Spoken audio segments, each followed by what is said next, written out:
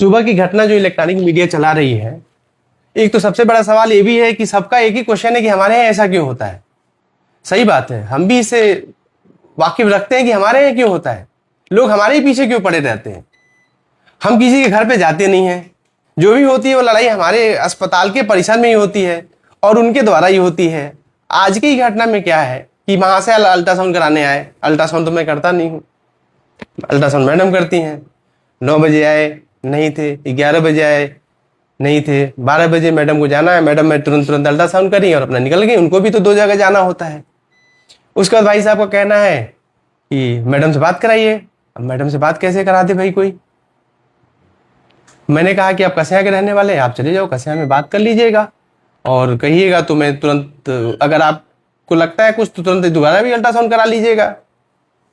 तो वो बिफर गए। फिर बहुत देर तक बाहर रिसेप्शन पे मुझे लगा कि भीड़ बहुत ज़्यादा थी, मेरे पेशेंट खुद बहुत ढेर सारे थे और एडमिटेड पेशेंट भी रहते हैं। ऑलरेडी हम लोग बहुत टेंशन में रहते हैं, छोटे छोटे बच्चे हैं, कब किसके साथ क्या हो जाए। बाहर भी बच्चे वेट कर रहे होते हैं, उनके साथ कहीं अस्पताल में कोई दुर्घटना हो गई तो माँ बाप वहीं रोने लगेंगे कि डॉक्टर साहब ने समय से देखा नहीं। वो भी एक टेंशन रहता है। एडमिटेड पेशेंट पर ध्यान न दिया जाए, कुछ हो जाए तो डॉक्टर साहब ने देखा नहीं। हजार तरह के टेंशन हम लोग के पास होते हैं। उसमें वहाँ से बाहर लगभग मुझे लगता है 2 घंटे तक तो हल्ला करते रहे, जबकि मैंने उनसे बार बार रिक्वेस्ट किया कि आप चले जाइए, कस्या के हैं वहाँ दिखा लीजिए। फिर मैं बाहर निकला, उनसे रिक्वेस्ट किया कि जाइए और कस्या में दिखा लीजिए। वो चले गए। थोड़ा सा हार्ट अटैक हुई, हो जाती है, हार्ट अटैक हुई।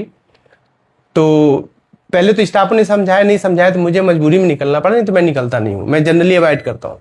फिर वो लगभग 20-25 लोगों को बुलाया, चाहे मुझे लगता है और भी ज़्यादा संख्या में होगी। तो डायरेक्ट मेरे चैम्बर के सामने आ गए, वीडियो सब आप लोगों को दिखाया जाएगा।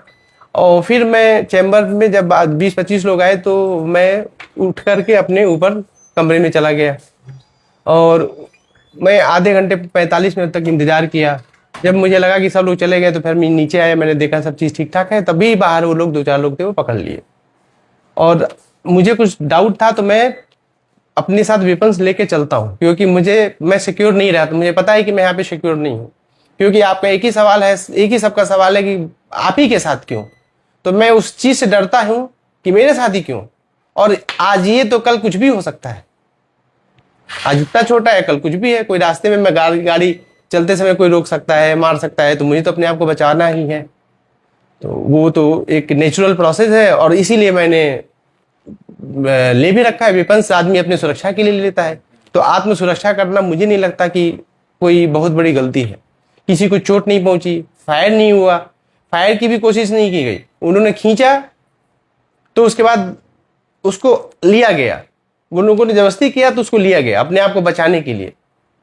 तो बाकी आप लोग देखिए कि क्यों हो रही है, क्यों नहीं हो रही है, ये सब आपके समझने की चीज़ है। आप याद करिए कि पूरे 12 साल के कैरियर में मेरे यहाँ 3 से 4 कैजुअलिटी हुई होगी, बच्चे मरे होंगे।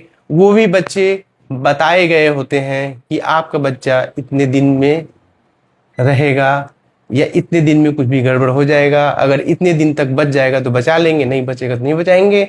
सबके रिटेन कॉन्सेंट होते हैं, सबके वीडियोस बना के भर्ती किए जाते हैं। और इतने दिन में आप याद करिए कि कोई भी अगर हुआ है, विवादित हुआ है, तो क्या मरीज से संबंधित हुआ है? कभी नहीं। सब प्रायोजित है, सब कराया जाता है। और कौन करा रहा है ये आपको सोचने की जरूरत है और आपको सपोर्ट करने की जरूरत है मुझे।